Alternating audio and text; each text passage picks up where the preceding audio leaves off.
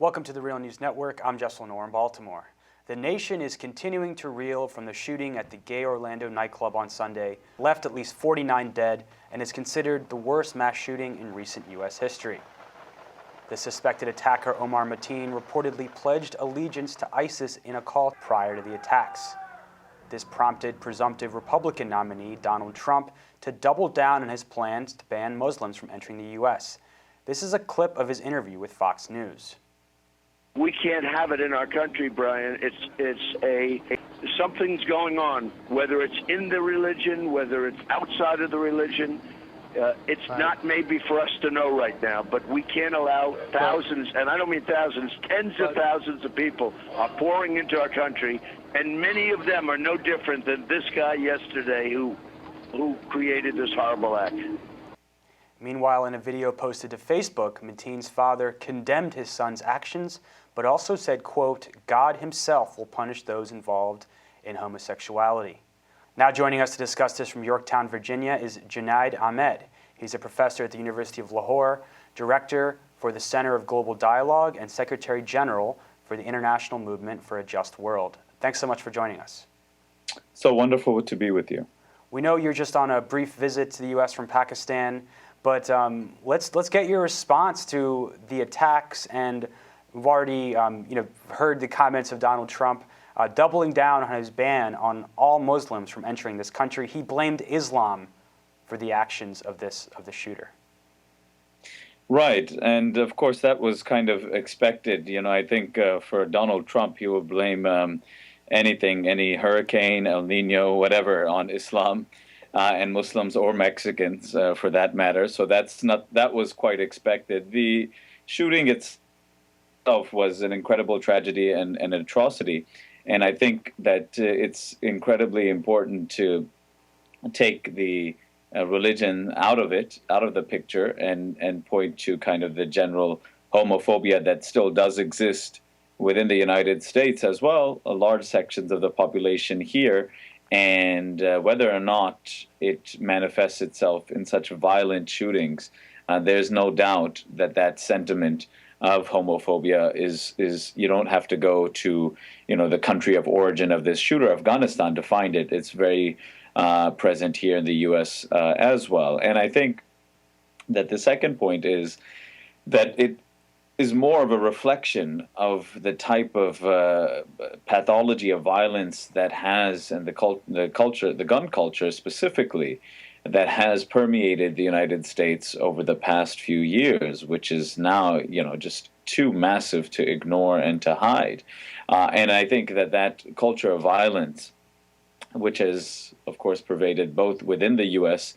and has been exported abroad through wars, invasions, drones, and so on, is also part of the picture when we're looking at why something like this is taking place. This is, of course, the level of killings in this shooting is greater than previous ones, but these things are almost becoming routine. So there are some hard questions that need to be asked about what type of profound social alienation that's taking place in this country that is making individuals undertake these horrific outbursts of violence in schools and in settings like this.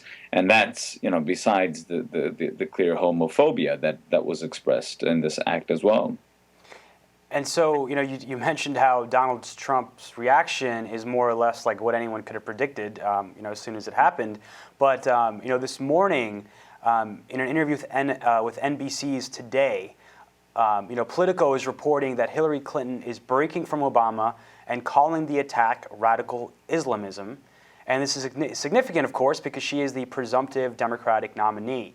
What does this say about the Democratic Party and Hillary Clinton and the favorite to win the White House right now, that she is breaking with President Obama and saying, and again, blaming Islam for this act?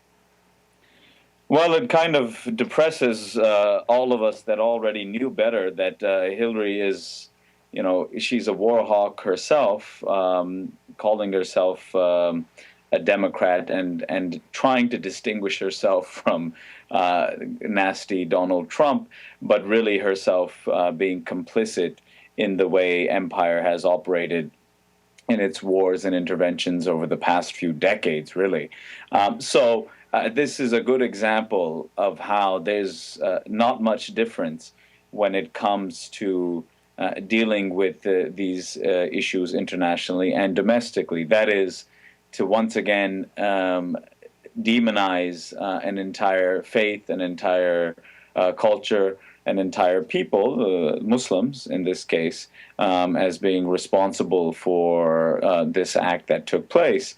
And I think that Trump's rhetoric is the most blatant and kind of flagrant on these types of matters, but the type of liberal and not so liberal Islamophobia that takes place with terms like Islamic terrorism thrown around without any meaning to them, and any reflection upon actually what does this actually mean and how we are collectively holding accountable people of over 1 billion people for the acts of these few individuals. There's no critical reflection on that, even from many Democrats, including Hillary Clinton. So it's just frightening, but also not too surprising for many of us who always considered Hillary also a war hawk when it came to these types of issues. And so the viewers of The Real News might be familiar with the forces that the U.S. has allied itself in the Islamic world, but can you just touch upon that? Because in the media we hear that we're involved in the Middle East to spread democracy, to spread human rights, the rule of law. But who exactly have we allied ourselves with in the Middle East, and sort of what ideologies have we fostered? And talk a little bit about that. How this ideology has it didn't sort of come out of nowhere. That's right. And again, I mean, it's important to somewhat separate the two issues. Like I said, the specific act that took place in Orlando needs to be analyzed in the context of what's been going on in the U.S. over the past few years in terms of the culture of gun violence that has been promoted and facilitated, and that has led to so many of these incidences taking place left and right.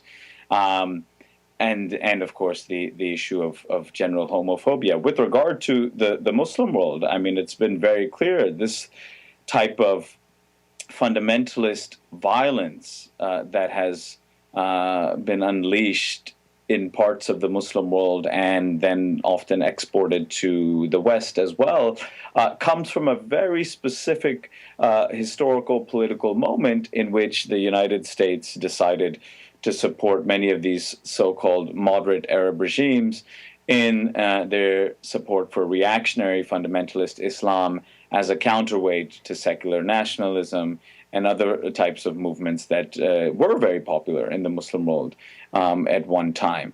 And so not only was political Islam in some manifestations supported, but the most violent, militant, and fundamentalist forms of it were from right back from the 1980s in the war against the Soviets in Afghanistan till the present day. There's ISIS, and all of these groups have their origins straight to Saudi Arabia. And of course, that's all being done with the tacit support of the U.S. And of course, later on, then they throw their arms up in the air and say that, oh, we don't know where the heck these guys came from, and now we have to deal with them, when they were the products of their either directly their policies or indirectly in the first place. So this is the history of kind of where not only this fundamentalist thought, but the practice comes from. While all of the kind of dominant religious traditions may have some homophobia in them in terms of their orthodox interpretations or so on, the fact that those have been converted in the Muslim world into a very repugnant, reactionary, fundamentalist, and violent form of religion is completely attributable to the policies that the U.S. and its quote-unquote moderate Arab regime allies, like Saudi Arabia,